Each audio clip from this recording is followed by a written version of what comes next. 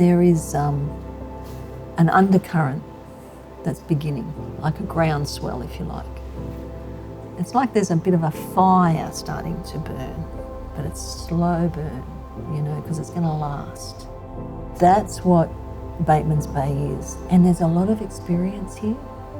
There's a fair bit of wisdom, and there's a lot of prayer. That power of prayer is what changes communities, and that's happening. And I hope that it continues to grow, to swell, and be all that God intends it to be. Our mission would be to bring people together in a space that's safe and open for people to connect with each other in the garden. So our mission is sort of to facilitate that. Our vision includes anything from a sensory garden to more garden beds, orchards, and we've got so many ideas. But at the end of the day, it's about people gathering in a space and connecting with each other and nature, yeah.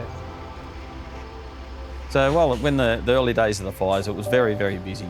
There was people constantly here looking for help, and it was varied between just basic clothing to items of like furniture, bedding and things like that, to just somewhere, because a lot of people were just living in caravans or sheds and things like that wherever they could at the time. But now that they've actually starting to rebuild, there's still people coming in just looking for that little bit of furniture to help them out, because they haven't got quite enough to replace everything. So we'd still do that, and I think it'll be ongoing for quite a while. My volunteers here are wonderful. I class them all as family.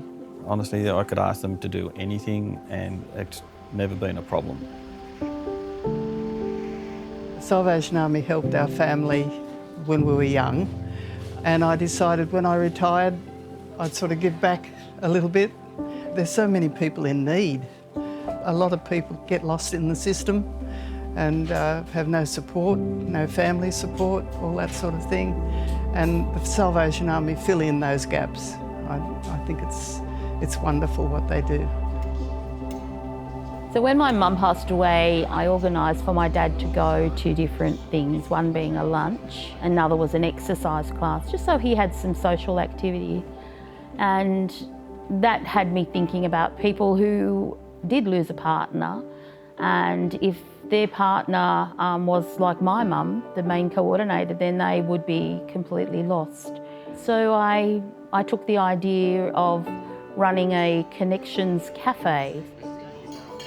I think that God's plan is that with these cafe groups, that people will find a place where they feel safe, where they find caring and compassionate people, that it will give them the opportunity to grow, develop, make friendships and take on a little bit more for themselves, but also give back to other people.